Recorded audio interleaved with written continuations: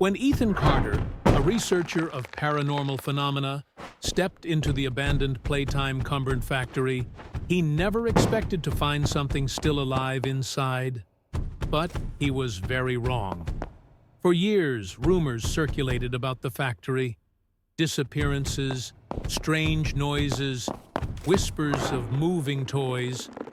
Most people dismissed them as urban legends.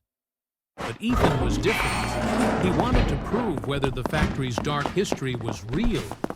As he wandered through the rusted hallways, the air thick with dust, he noticed something odd. The machines were still humming. Despite being abandoned for years, the gears in the distance still turned. Lights flickered as if struggling to stay alive. And somewhere deep in the factory, he heard it. A song. Not just any song, it was a child's lullaby, slow, distorted, echoing from beyond the corridors. It wasn't coming from a speaker. It was coming from the factory itself. Ethan followed the melody, his flashlight flickering as he moved deeper. The song grew clearer, leading him to a red door, one that wasn't on any of the factory's old blueprints. It had strange, claw-like scratch marks on its surface, as if something had tried to escape, or tried to keep something locked inside. Taking a deep breath, he pushed it open. Inside, the room was filled with toys, all staring at him.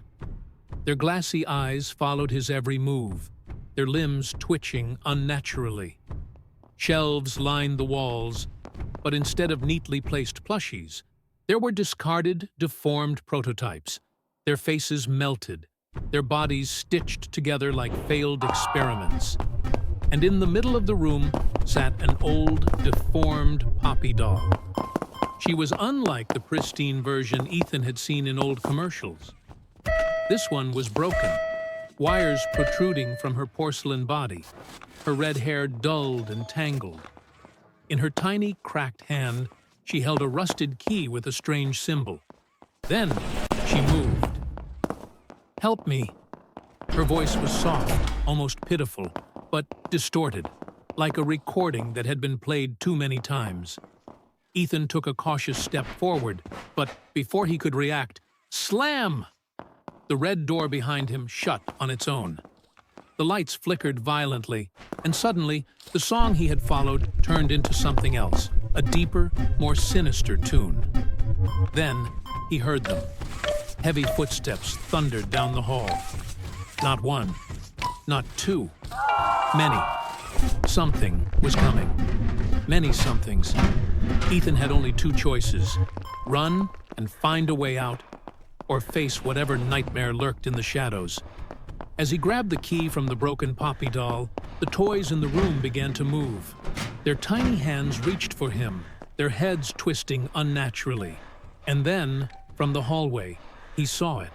A towering figure, its body stitched together from dozens of failed toys, its hollow eyes glowing red. Stay and play. Forever. The chase had begun. Would Ethan uncover the secret behind the eerie song? Or would he become just another echo, lost within the forgotten halls of Playtime Co.?